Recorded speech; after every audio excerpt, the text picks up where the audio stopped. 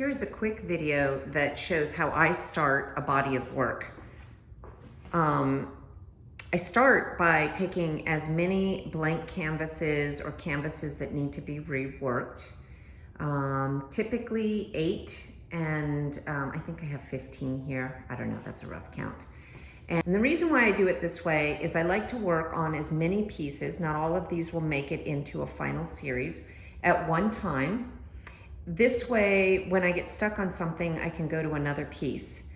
I will also include pieces that I started at one time that did not turn into something that I wanted to finish. And I'll either use the background as part of the piece, or I'll paint it out like this. Else, if you have a small wall, you can do something like this, or choose 5 pieces that you can work on at one time and then have the other 5 and switch them out from the floor onto the wall.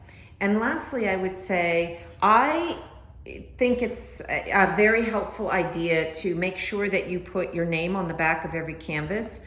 My name is my website.